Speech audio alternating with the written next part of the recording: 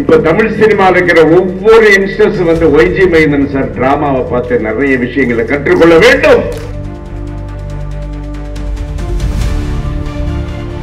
சின்ன வயசுல 7 வயசுல இருந்து நான் பார்த்த நகைச்சுவை நாடகங்கள்னா ஒய்ஜி மகேந்திரன் அவருடைய டிராமா மட்டும்தான். வாழ்க தமிழ், வளர்கிய மக்கள். இதை சொன்னா நடிகர் திலகத்தின் அபிமானி ஒய்ஜி மகேந்திரன் அவர்கள் சின்ன வயசுல 7 வயசுல இருந்து நான் பார்த்த நகைச்சுவை நாடகங்கள்னா ஒய்ஜி மகேந்திரன் அவருடைய டிராமா மட்டும்தான்.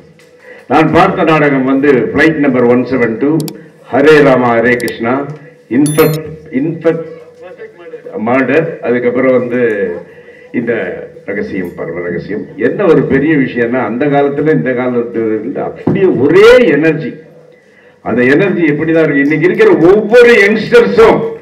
இப்ப தமிழ் சினிமாவில் இருக்கிற ஒவ்வொரு யங்ஸ்டர்ஸ் வந்து ஒய்ஜி மைந்தன் சார் டிராமாவை பார்த்து நிறைய விஷயங்களை கற்றுக்கொள்ள வேண்டும்.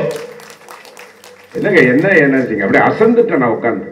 சத்தியமா சொல்றேன், சினிமாவில் நடிக்கிறது ரொம்ப ஈஸி என்னை பொறுத்தவரையிலும். நான் கிட்டத்தட்ட 350 படத்துக்கு மேல நடிச்சு இன்னும் நடிச்சுக்கிட்டு இருக்கேன். சினிமாவில் நடிக்கிறது ரொம்ப ஈஸி. ஒரு டிராமா நடிக்கிறது சாதாரண விஷயம் அல்ல.